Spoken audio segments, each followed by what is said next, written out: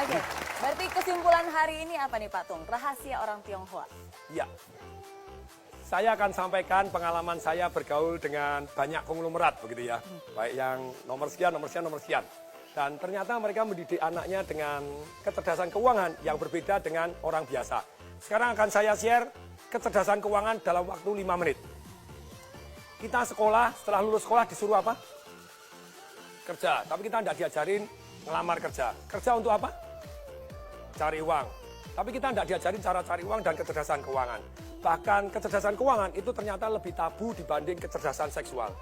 Kecerdasan seksual kelas 3 SD diajarin. Kecerdasan keuangan sampai S3 juga tidak diajarkan. Nah, kecerdasan keuangan dimulai dengan kita tahu dua hal. Satu, kita tahu yang namanya pendapatan dan pengeluaran. Sangat sederhana. Income sama spending. Yang namanya pendapatan itu ada 3. Satu, active income. Yang kedua, passive income. Yang ketiga, portfolio income.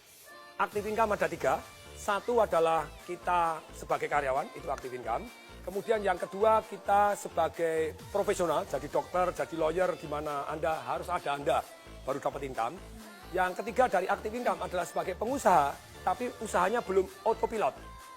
Jadi terpaksa harus Anda merangkap direktur kebersihan, direktur pembelian, termasuk direktur penjualan, semua Anda rangkap. Bisnis tidak jalan tanpa Anda, itu berarti active income. Nah yang kedua adalah passive income, tidur pun dapat uang. Ruko yang disewakan, properti yang disewakan, tanah dibagi hasil, sarang walet, hias, terus kemudian punya franchise yang luar biasa yang jalan tanpa kita, punya multi level yang jalan tanpa kita, agen asuransi yang agen-agennya sudah jalan tanpa kita. Dan tentu saja passive income ini sangat penting. Tapi sayang sekali banyak orang tidak punya goal, punya passive income. Akibatnya seumur hidup kerja tidak punya passive income, begitu dia tidak bekerja, hidupnya susah. Yang ketiga adalah portfolio income. Apa itu? Secara sederhana, portfolio income adalah capital gain. Sayangnya, hanya orang punya biasanya cuma rumahnya dia saja. Kalau rumahnya dia saja, yang terjadi, ya rumahnya meningkat. Dulu saya beli rumah misalnya 2,4 M, sekarang 25 M. Berarti ada 22,6 M, itu invisible income. Tidur tambah kaya.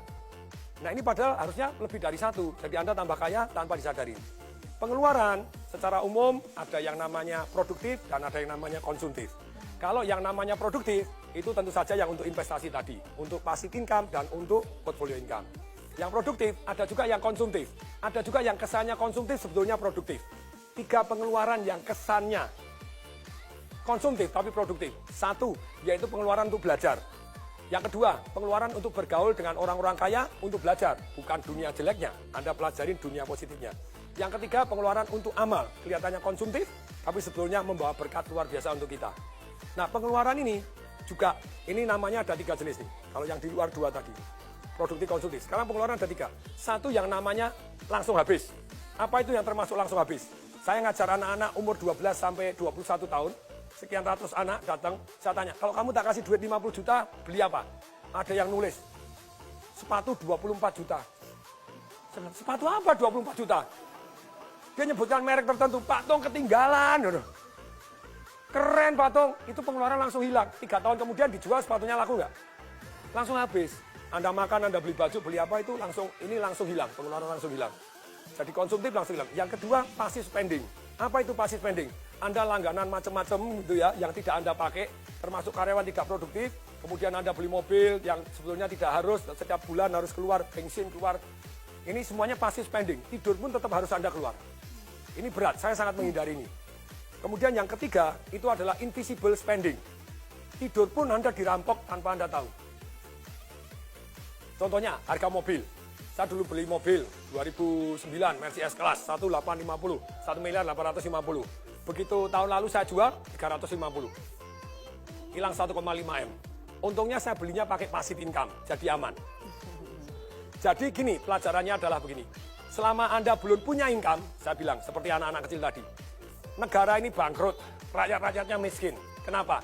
Karena belum punya income, sudah pinter boros-boros. Yang kedua, banyak orang miskin tetap miskin karena baru aktif income sudah kebanyakan gaya. Menurut hukum fisika, hukum alam ciptaan Tuhan, gaya sebanding lurus dengan tekanan. Kalau hidup Anda kebanyakan tekanan, berarti kebanyakan gaya.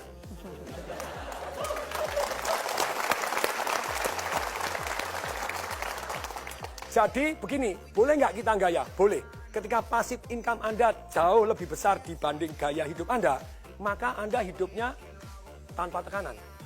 Semoga mulai hari ini kecerdasan keuangan juga diajarkan di sekolah. Salam dahsyat.